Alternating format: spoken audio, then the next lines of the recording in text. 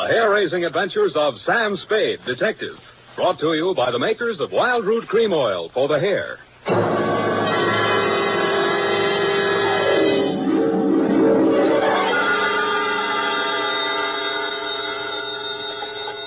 Sam Spade, Detective Agency. It's me, Effie. Oh, Sam, I've been worried about you.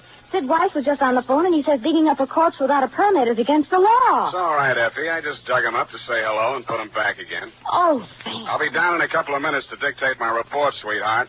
If I get lost on the way, you'll find me in City Hospital, the psycho ward, third straitjacket from the left.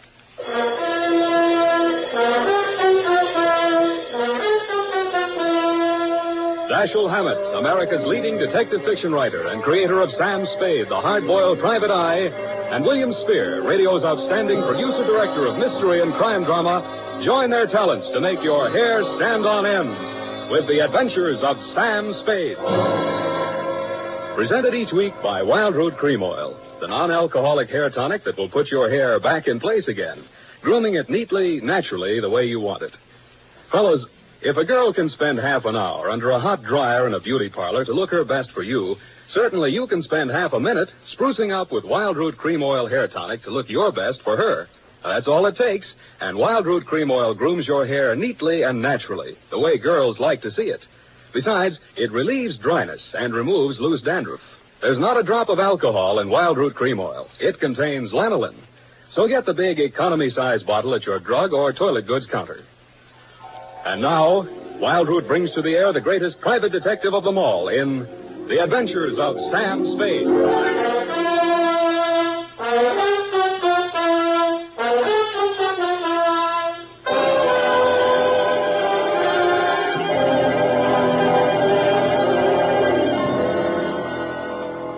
Date, August 2nd, 1946. To Mrs. Gregory Denhoff. Subject, death of Dr. Denhoff. I was sitting in my office with nothing to think about except a horse named Corkscrew Jr. My secretary, Effie Perrine, came in and said there was someone outside. I didn't look up from the dope sheet, so she said it again. Someone outside, Sam. What's he look like? Blue double-breasted custom-made suit, Countess Mara tie, hand-tailored shirt, English shoes, hand-trimmed Van Dyke. Get me a blank check and send him in. Okay, Sam. Please come in. Mr. Spade will see you now, sir. Thank you. You are Mr. Spade, Sam Spade. What can I do for you? I'm Dr. Gregory Denhoff, a psychoanalyst. I need your help. Lie down, doctor, and tell me all about it. I see you might also be noted for your sense of humor as well as your discretion. Who told you I was discreet? A man named Nicolaitis. Well, you tell Nicolaitis I think he's cute, too. What else does he say about me? That I can trust you with $10,000? Oh. Is this Mr. Nicolaitis one of your patients? No, he isn't. As a matter of fact, he's gotten possession of some private records of mine. Well, it's rather involved. Nicolaitis is shaking you down, and he picked me as the middleman, is that it? This is not an ordinary case of blackmail. Blackmail is blackmail, even if you do it in Technicolor.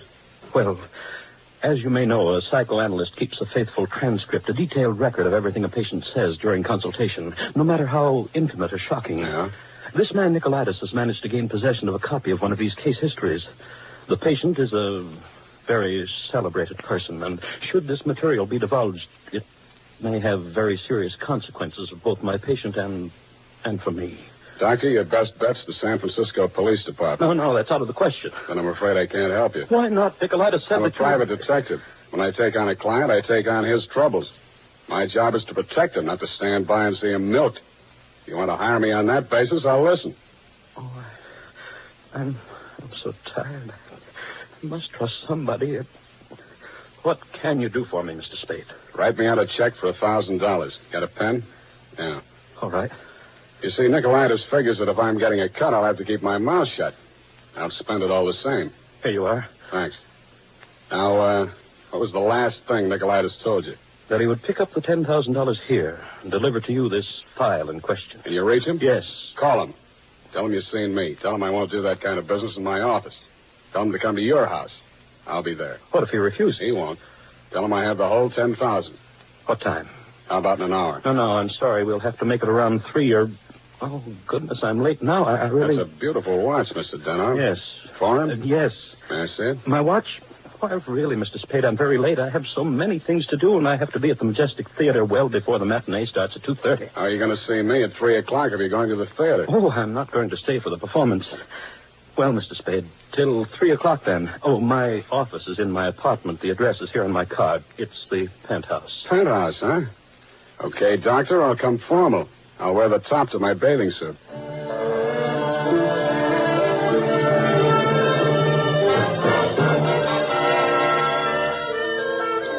I left my office around 2:30 and started walking up Nob Hill.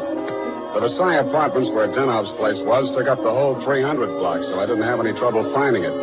I stopped across the street for a minute to get my breath after the uphill climb, mopped my face, and started across. Just as I got to the middle of the street...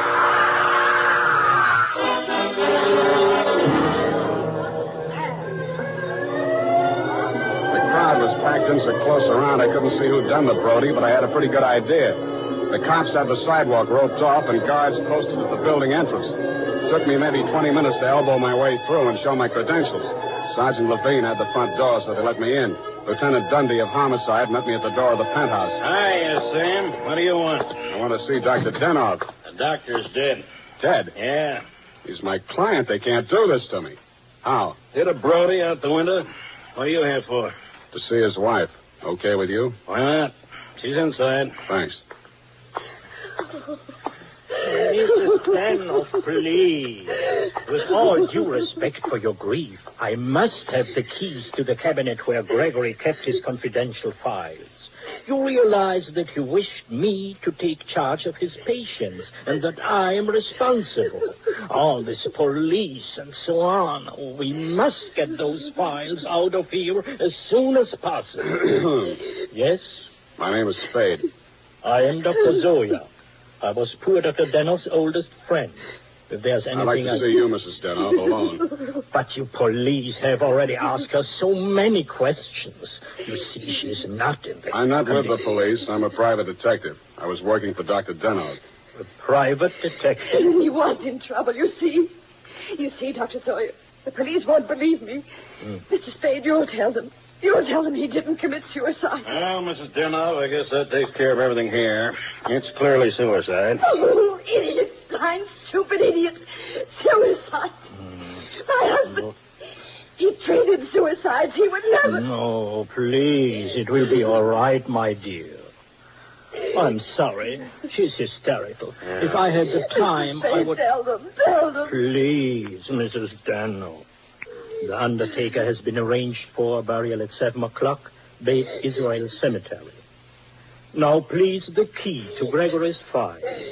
Here, take it and go. Go ahead, all of you. Okay, we'll call you now. Oh, I'm so sorry, gentlemen. This hysteria, a simple traumatic condition.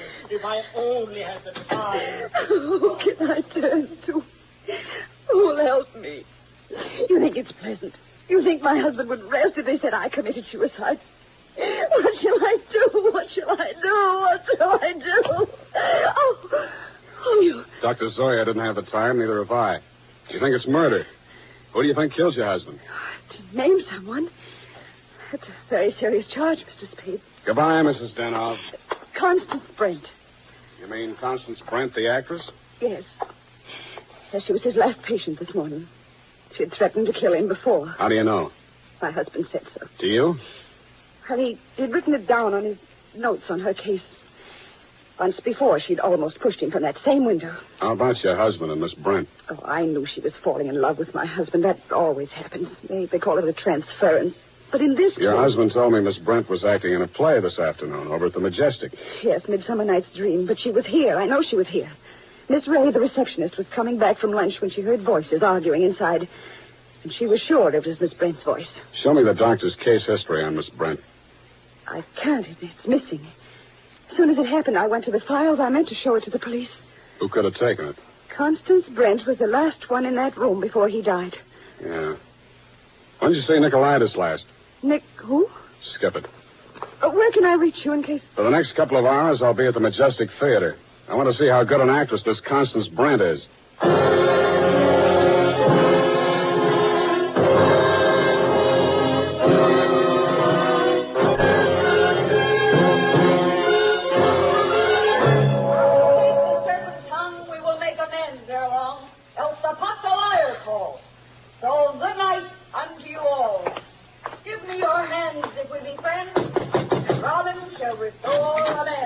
Yes?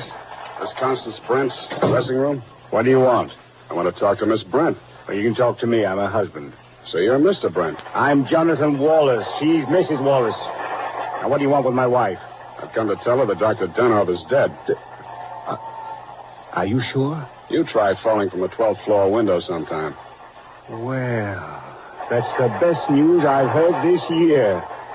But I'm afraid it will be a shock for Constance. Maybe, maybe not. She was the last person to see him alive, as far as anybody can make out. Are you from the police? No, I'm from the insurance company. Claims investigator. What do you want to see Constance for? The policy wasn't made out to her, was it? No, made out to his widow. But she can't collect. Police say it was suicide. Oh, that settles it. This is the last time I say to Tanya. Stand around while Puck talks his head off. Who is this person? Darling, I'm afraid this is going to be a shock. This man is from an insurance company. Dr. Denhoff is dead. Oh, what a pity. What happened? The police say he jumped. His wife says he was pushed. She also says that you, Miss Brent, might have been the pusher. Oh, now really, it's too absurd. How like a wife. What time did your play start this afternoon, Miss Brent? Matinee at 2:30, always. Always. And the late lamented Dr. Denhoff jumped at 3 o'clock. I didn't say he did. Doesn't this news, shock you? But of course. Do you think good psychoanalysts are easy to find? Looks like your next doctor will have to start from scratch. Your case history seems to be missing from Dr. Denhoff's files. Missing? No. What is it? Has a man named Nicolaitis been in touch with you? I've never heard of him. Chances are you will. Does he have Dr. Denhoff's notes on my case? Could be. This is frightful. Hot reading, huh? You seem to know this person, Nicolaitis. Get that file for me, and I'll pay you well for it. Just a minute, my lovely Titania. We don't know who this man really is. He might even be Nicolaitis himself. Let me see your company credentials. Now, what do you know? Somebody picked my pocket. My wallet's gone. I thought so. All right, you tell me who you are. I'll call the police. Oh, no, Jonathan. No police. Let's get off the merry-go-round. My name is Spade. You'll find me in the phone book under S. My office is open until 6 o'clock. And if a man answers, don't hang up. It'll be me.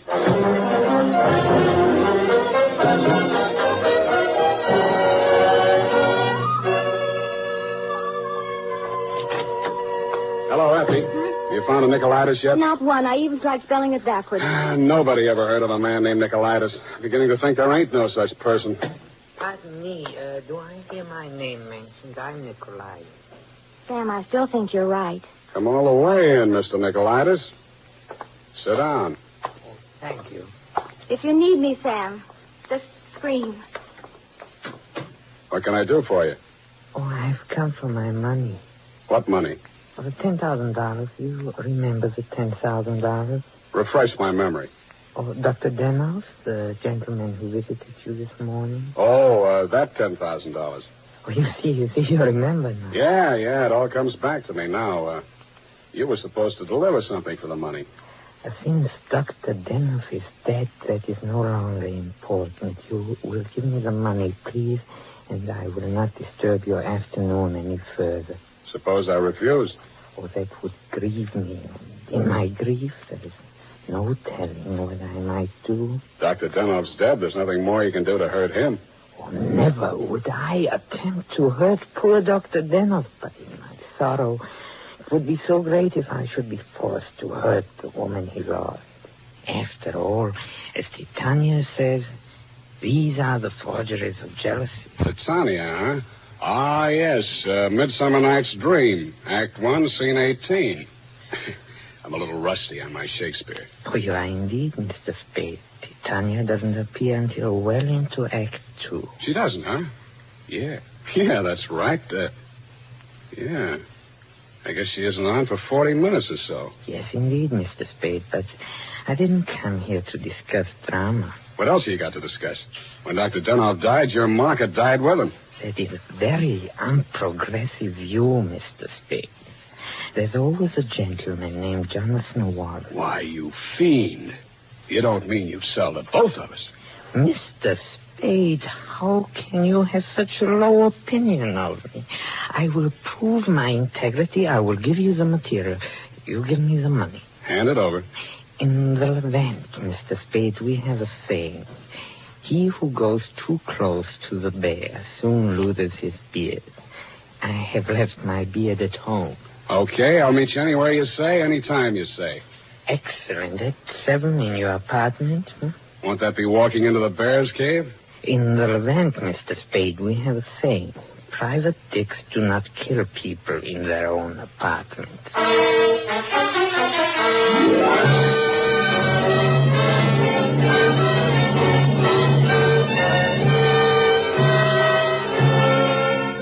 It was then 6 p.m.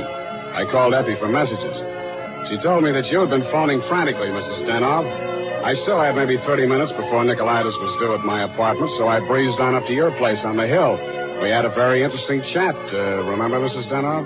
Looking back on it, that was probably the most interesting conversation we had. Funny, I can't remember much of anything you said, but it was so cozy there in your place. And what with your clock being about 20 minutes slow, it must have been something like 7:30 before I left you. I grabbed a cab and told the hacky to step on it. I hoped Nicolaitis was still waiting at my apartment. He was.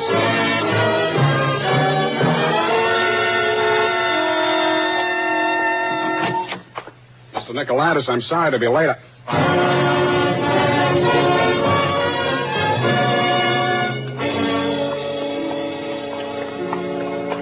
He was lying on my bathroom floor. The little guy was looking just about as natty as when he'd been in my office, except that the beautiful silk scarf he'd been wearing was twisted into a tight noose around his neck. Mr. Nicolaitis was a very dead blackmailer.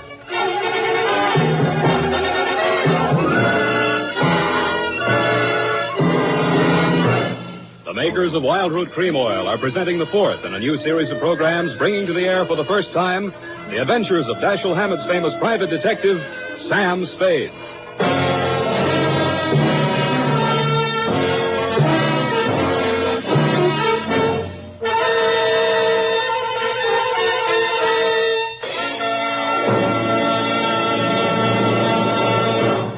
Then, at the racetrack, the man who has something better than a mere hunch is said to have it straight from the horse. Of course, that's a humorous expression, but it shows how to get facts. Go straight to the real source of information. And that's why we went straight to hundreds of men in metropolitan New York to find out what men really want in a hair tonic. And their answers show that Wild Root Cream Oil has all 5 advantages chosen by this impartial consumer jury of men. 1, Wild Root Cream Oil grooms your hair neatly and naturally, never leaves it sticky or greasy. 2, Wild Root Cream Oil relieves annoying dryness. 3, it removes loose dandruff. 4, it's non-alcoholic. And 5, it contains soothing lanolin. Remember, no other leading hair tonic gives you all 5 of these important advantages. Is it any wonder that 4 out of 5 users in a nationwide test preferred Wild Root Cream Oil to all other hair tonics they'd tried? So next time you visit your barber, ask for Wild Root Cream Oil and get the big economy-size bottle of Wild Root Cream Oil at your drug or toilet goods counter. And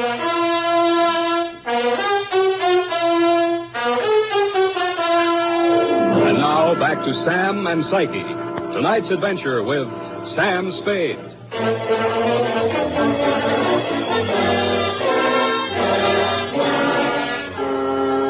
His eyes were open, and he seemed to be looking right at me as I bent over him. The finger marks in his throat were too blotchy to be of any use. Pretty soon, Lieutenant Dundee and Sergeant Polhouse came in and walked over behind me. We all stood there for a second, and then Polhouse bent down and closed those eyes. You know him, Sam? His name is Nicolaitis. That's all I know about him. What did he come here to your place for? I don't know. You invited him? I wouldn't have been surprised to find him here, but not like this. You boys got a smear on him yet? Sure. He's an old customer of mine. Runs a photo lab. Photostats, microfilm. Microfilm. Nobody makes any sense. They're all screwballs, psychos, neurotics. What am I doing in the middle of this anyway? Sam, don't scream at us. We're just doing a job. Oh, I'm sorry, boys. This Dr. Denhoff was my client. Mental expert. That Denhoff probably had a screw loose somewhere and needed a psychoanalyst himself. Say, maybe he was... Yeah. Hey, look, Dundee. I'm going out of here now. Do I call Sid Weiss and we go through all that again, or are you going to let me walk? Why, Sam, you can go. I know where you sleep. I'll wake you when I'm ready for you.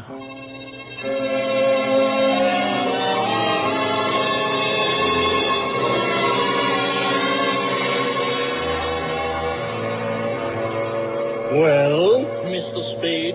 I want some answers, Dr. Zoya, and you're the guy who can give them to me. I'm listening.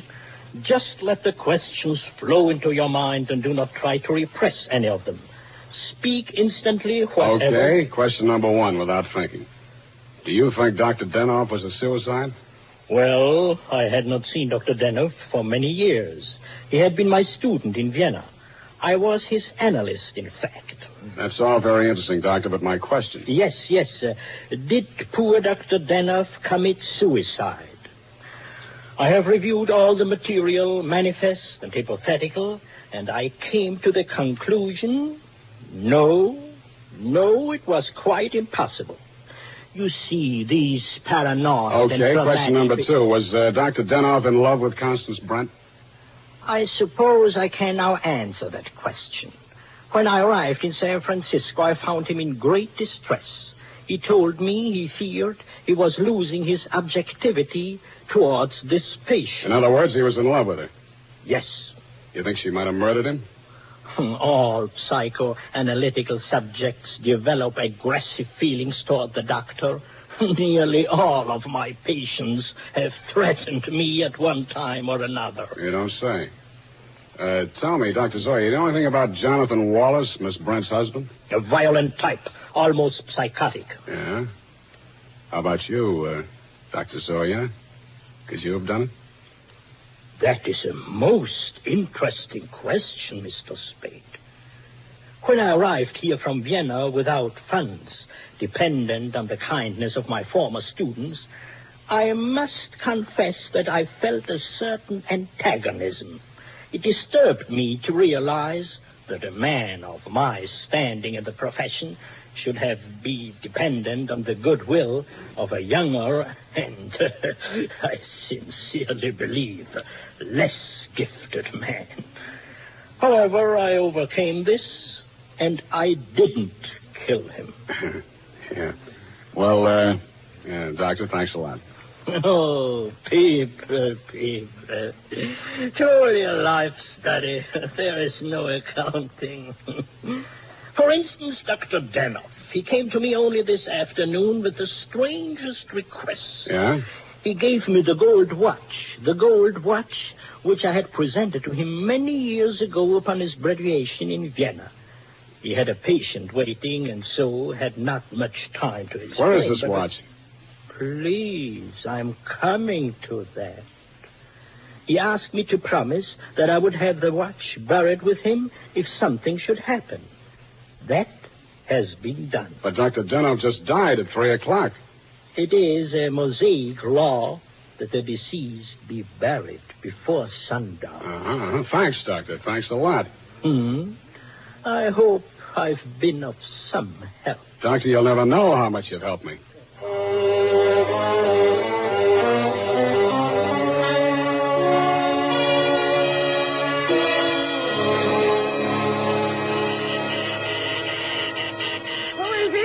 Spade. Oh, what's happened? I think I got the answers, Mrs. Denhoff. That file on Constance Brent. Your husband knew that you'd been going through it. Mr. Spade. Shut up and listen to me. He took it out of the files, had it microfilmed for his own private records, and destroyed the original. Really? The man who did the microfilming was Nicolaitis. He delivered one print to your husband and kept another for himself. He was murdered in my apartment for the copy he used to shake down your husband. The killer now has that copy, if it hasn't already been destroyed. But we can still put our hands on the first strip of microfilm, which you delivered to your husband. This is astonishing. How? It's in the gold watch, which was buried with him. Oh, the watch that Dr. Zoya... That's right. Denhoff made up his mind that whatever he knew about Constance Brent was going to go to the grave with him. What are you doing tonight? Nothing. And we got a date, sweetheart, you and I. I'll be back toward the wee hours. All paths lead to the grave. Ophelia, Act 6. Gregory's grave? But shouldn't we get a court order and have it done properly? The courts don't open until 10 in the morning, sweetheart, and Lieutenant Dundee's going to start asking me some questions about that stiff in my apartment before then. You see, baby, I can't wait.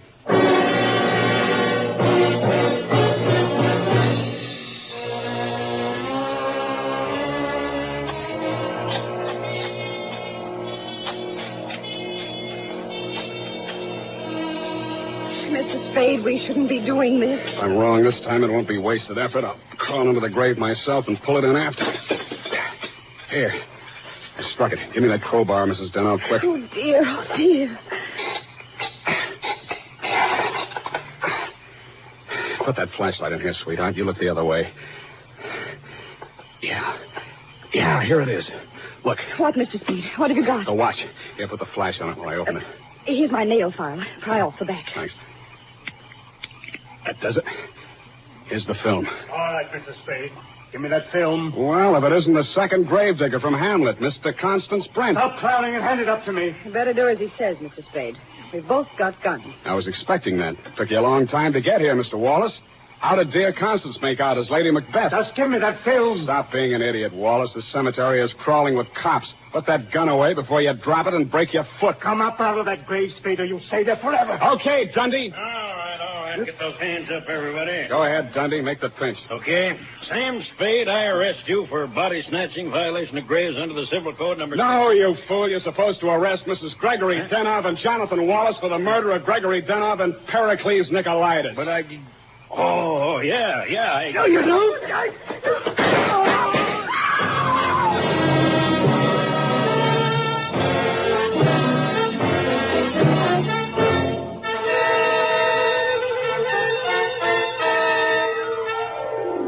It was smart of you, Mrs. Denhoff, to make me late for my appointment with Nicolaitis.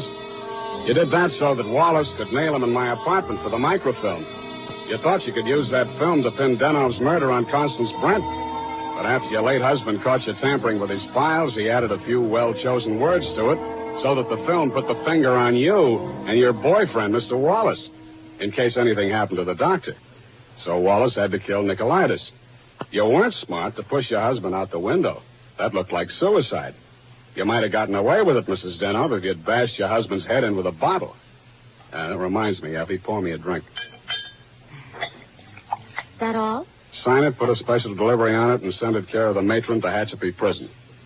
Go on, have one yourself. Oh, thank you. Here's how. Oh. You'll get used to it. Good night, Sam. Good night, sweetheart.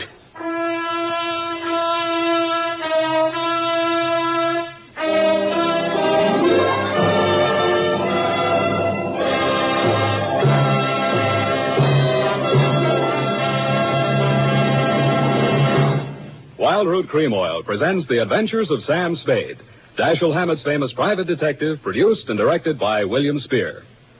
Then, on these warm August days, the sun beats down on your hair, may leave it looking dry and brittle.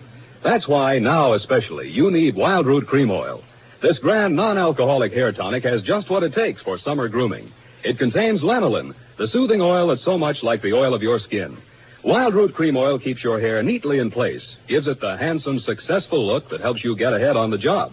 And Wild Root Cream Oil removes loose, ugly dandruff and actually relieves annoying dryness.